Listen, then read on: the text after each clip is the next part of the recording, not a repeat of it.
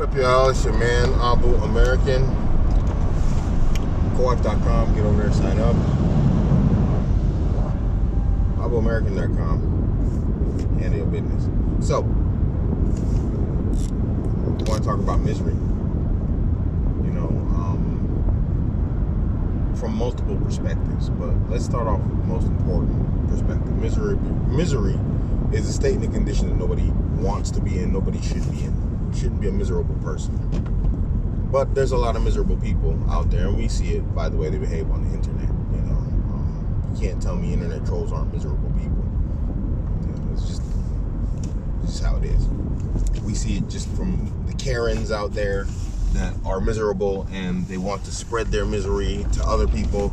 I mean, there's just a lot of people out there with a lot of problems, and 99% of the time, probably 100% of the time, misery is self-inflicted. Now, I know this opposes the victim narrative of our time, that we're victims to oppression, victim to structural and whatever racism and this and that and whatever else. But the reality is, it's self-inflicted because most people tolerate their own misery. Someone will be miserable in their job. They'll hate the job. They'll be underpaid in the job. They'll swear up and down that they deserve more money, that they should be paid more, that they should be the boss, and the boss is an idiot. And on and on and on and on and on, and really, when you think about it, a person who just sits around and talks like this all day, they're a miserable individual. It might seem outwardly happy, but really it's like, if something's bothering you, you need to take action on it, right? So they stay in the job. That's self-inflicted misery. Maybe they hate their coworkers, whatever else, I should get paid more. Talked about that already. But they don't take action to go out and find a job that will pay them more. Self-inflicted.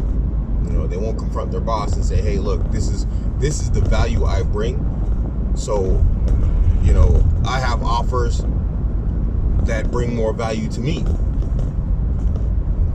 Equitable exchange. My labor, for your pay. They choose to stay in their misery.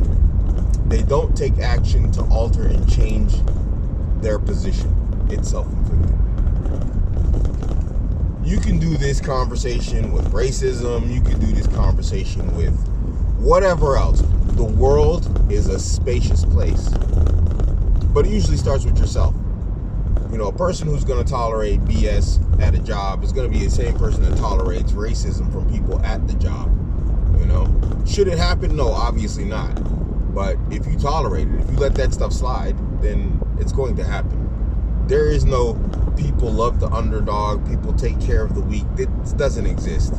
People pile on top of and attack the weak. This is why, just for those of you out there who ever consider being content creators, don't ever apologize to the mob. I don't care if you're wrong. Say, hey, you know what, I was wrong, that was a mistake, I corrected it. But don't apologize to them.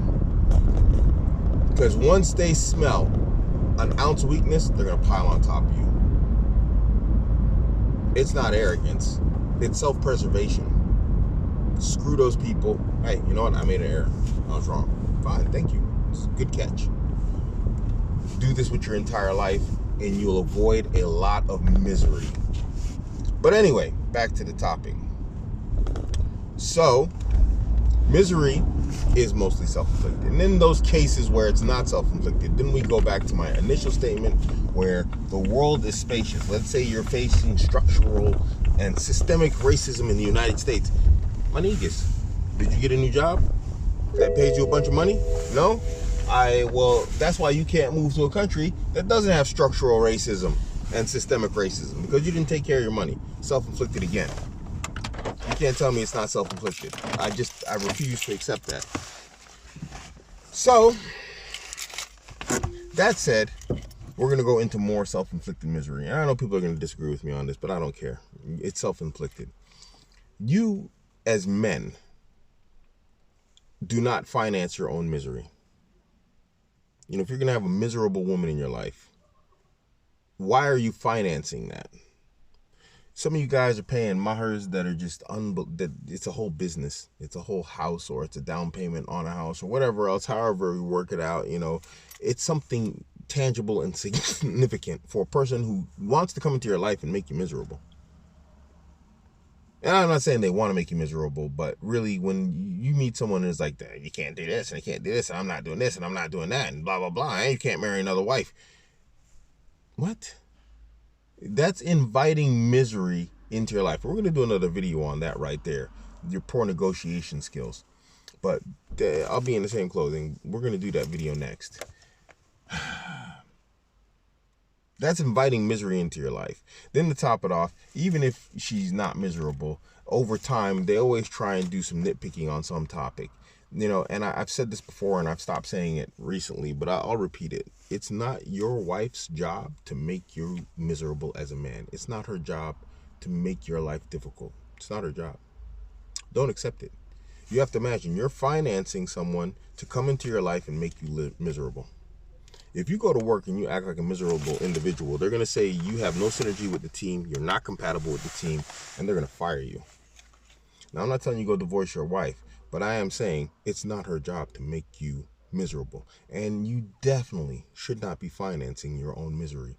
If she's living under your roof, eating your food, wearing the clothes that you purchased for her, and just basically her entire life is financed through you, sisters, if you're watching this, you have no business making that man miserable. I don't care how much you don't like him. If you don't like him, stop making yourself miserable and stop making him miserable and leave. Say, hey, you know what? This isn't working for me. I can't stay like this. But a lot of you are in a position of convenience and comfort. And that's the problem with misery. It is comfortable. Misery is comfortable. This is why you find so many sisters talking about, oh, you so bad, you so this. Well, why'd you stay so long? Either you're a liar and you're just trying to make them look bad, or you're a person who loves misery and you stayed in misery longer than you should have, which is your own fault. Both cases are your own fault. Your misery is your own. Own it. Nobody owes you anything, including happiness. That's for you to go and find. If you hate your job, if you hate your spouse, if you hate your car, you need to go and find your happiness. That's your job. There's nobody else's. Nobody else is going to come along and get you in the Jannah. Nobody's going to come along and do the salah for you. We all have realistic expectations there, but then when it comes to life, all of a sudden we expect somebody else to come along and make you happy. No, be a happy person, bring value to someone, and find someone who will do the same to you. And don't make each other miserable once you do find those people. It's not your job to make anyone miserable. And it's definitely not your job to stay in misery, and it's definitely not your job to finance it. It's your man, Abuamerican. I'm out.